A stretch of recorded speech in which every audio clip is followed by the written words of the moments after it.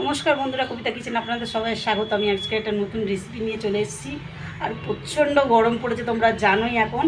আর আমি নিয়ে চলে এসেছি এখান থেকে, দেখো আমাদের গাছ থেকে একদম টাটকা টাটকা আম পেড়ে নিয়েই চলে এসেছি। তো আমগুলো আমি আজকে পোড়াবো উনুনেই। তা চলো, আমার রান্না শেষ হয়ে গেছে। এই সময় আগুনও রয়েছে প্রচণ্ড উনুনের মধ্যে। এই আমগুলো ভালো করে পুড়িয়ে নেবো, নিয়ে করব আমি আম পোড়া। তা চলো, আম পোড়ার শরবত তো খাবোই এই গরমে, ঠান্ডা ঠান্ডা আর ভীষণ ভালো লাগবে। তা চলো আগুনের মধ্যে দিয়ে দিই আমগুলোকে। তা দেখো আগুনে প্রচণ্ড আগুন রয়েছে, তাই এইভাবে দিয়ে দেবো ওপর থেকে, কেননা ওপর থেকে না দিলে আগুনে কিন্তু পুড়বে না আমগুলো। দিয়ে পরে আমি আগুনগুলোকে ভালো করে আমগুলোকে ঢাকা দিয়ে দেবো, যাতে আমগুলো ভালো করে সেদ্ধ হয়ে যায়, ভালো করে পুড়ে যায়। আর আগুনে কিন্তু পোড়ালে আমটা কিন্তু ভীষণ খেতে ভালো লাগে, ভীষণ টেস্ট হয়। এটা গ্যাসের চাইতে এটা কাঠের জালে সব থেকে ভালো হয়। তা চলো আগুনটা আমি ভালো করে ঢাকা দিয়ে দিই আমগুলোকে।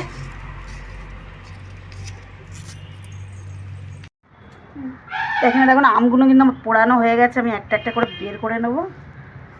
আর দেখো গোটা গোটা আমগুলো কিরকম চুপসে কীরকম হয়ে গেছে পুড়ে গিয়ে, আর পুরো কিন্তু সেদ্ধ হয়ে গেছে। গরম কিন্তু প্রচণ্ড, এত গরম কিন্তু আমি ছুলতে পারবো না। একটু হালকা ঠান্ডা হলে তারপরে আমি আমগুলোকে এটার বোটাটাই তো ছিঁড়ে গেল একদম, খুবই গরম। কত সুন্দর পুড়েছে দেখতেই পাচ্ছ তোমরা, আমগুলো খুব সুন্দর পুড়ে গেছে। আর এই আম পান্না কেন খেতেও খুব ভীষণ ভালো লাগবে। তা চলো এইগুলো একটু ঠান্ডার অপেক্ষা করি, কেননা এতটা গরম আমি হাত দিয়ে করতে গেলেই হাতটা পুড়ে যাবে। এখানে দেখো আম আমি পুড়ি নিয়ে চলে এসেছি, আর হালকা ঠান্ডা হয়েও গেছে। এবার আমগুলো আমি ছাড়িয়ে নেবো, নিয়ে ভেতরে যে পালগুলো রয়েছে আমের ওইগুলো আমি কিন্তু বের করে নেবো, একটা চামচ দিয়ে বের করে নেবো। দেখো কতটা হয়েছে। আর আমি 3টে আম পুড়িয়ে নিয়েছি। আর এখন কিন্তু কচি আম এখনও আঁটি হয়নি সেরকম আমাদের গাছে। আর এই আম পাওড়া দিয়ে হেভি লাগে খেতে গরমের সময়, এই সময়টায়। আর তোমাদের আরেকটা কথা বলে দিই, আম সবসময় পোড়ানোর সময় একটু চেষ্টা করবে যে আমটা হালকা পোড়াতে। বেশি পুড়িয়ে দিলে কিন্তু এই ভেতরে যে শাঁসটা থাকে ওই শাঁসটা কিন্তু একদম জ্বলে যায়, তখন কিন্তু একদমই পাওয়া যায় না। অনেক ক্ষেত্রে হয়তো কাজ করতে করতে ভুলে যায় মানুষে, তখনই এই জিনিসটা হয়। তো চলো এইভাবে বের করে নেবো আমি আমগুলো সবকটা শাঁস।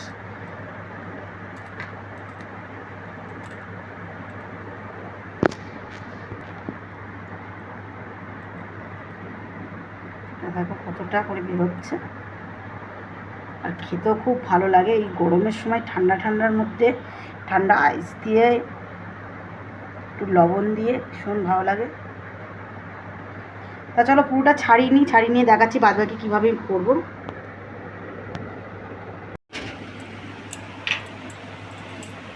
দেখো আমার পরিষ্কার করা হয়ে গেছে, কতটা বেরিয়েছে।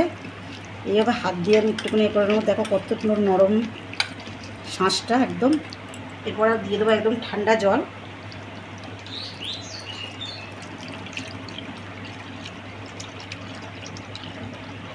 পরিমাণ মতন জলটা আমি দিয়ে নিলাম।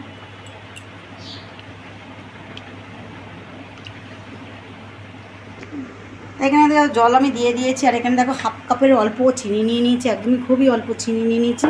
আর এখানে একটা মিক্সি বাটি নিয়ে চলে এসেছি আমি। আর এখানে নিয়ে নিয়েছি চারটে জলজিরার প্যাকেট। তা দেখতেই পাচ্ছ জলজিরার প্যাকেটগুলো কিনে নিয়ে এসেছি আমরা বাজার থেকে।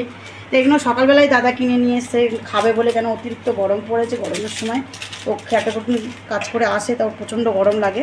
তা চলো বানিয়ে রাখি, এসে দাদাও খাবে আমরাও খাবো। আর আমার ছেলে কিন্তু ভীষণ টক ঝাল মিষ্টি খেতে ভালোবাসে। আমার ছেলে এখন ঘুমাচ্ছে, আমার ছেলেও খাবে। প্রথমে তো দিয়ে দেবো মিক্সির মধ্যে পুরোটা 4 প্যাকেটই দিয়ে দেবো আমি। আর এর মধ্যে কিন্তু লবণ দেওয়ার দরকারই নেই, কেন এর মধ্যে লবণ থাকে, যার জন্য লবণটা আমি দিচ্ছি না একদমই। এটা তোমরা পারলে তোমরা যদি লবণ বেশি খাও তো তোমরা দিতে পারো, আমার তো লাগবে না লবণটা।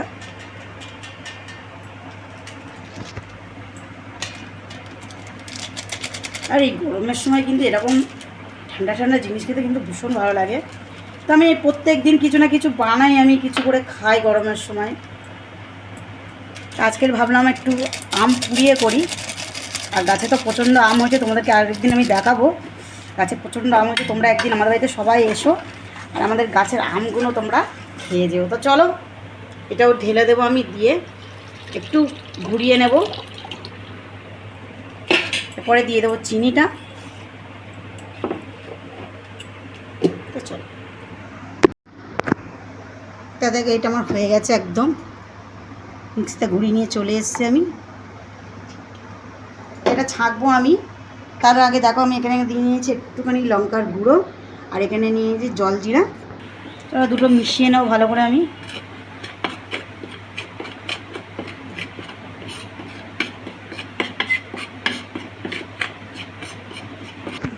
তো এটা দেখো আমার হয়ে গেছে মিক্স করা। আর এখানে দিয়ে দেবো একটু লেবু মুখের মধ্যে ঘষে, একটু গার্নিশিং করবো, যার জন্যই আমি লেবুটা দিয়ে দিলাম।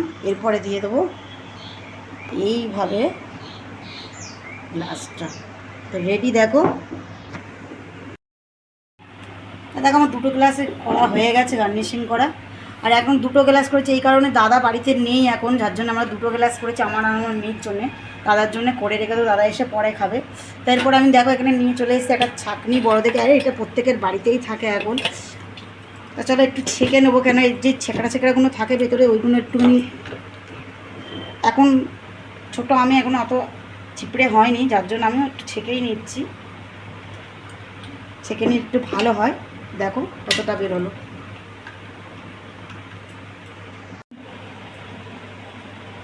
তা চলো ছাঁকা হয়ে গেছে আমার। এবার মিশ্রণটা একটু ঢেলে নেবো জগের মধ্যে, একদম ঠান্ডা। তা চলো রেডি হয়ে গেছে আমার আম পান্না। এবারে গ্লাসে ঢেলে নেবো।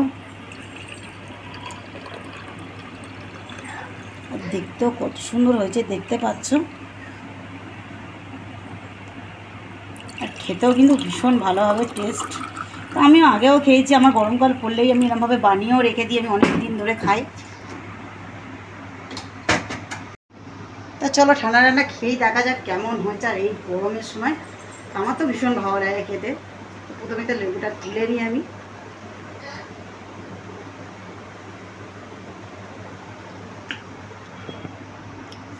দারুণ হয়েছে, দারুণ। তোমরা বাড়িতে যদি না করে খাও তোমরা বুঝতে পারবে না। আর অবশ্য যারা এটা করে খেয়েছে অবশ্যই আমাকে কমেন্টে জানাবে। আর আমার চ্যানেলটা সাবস্ক্রাইব করে দেবেন, ভিডিওটা লাইক করে দেবেন।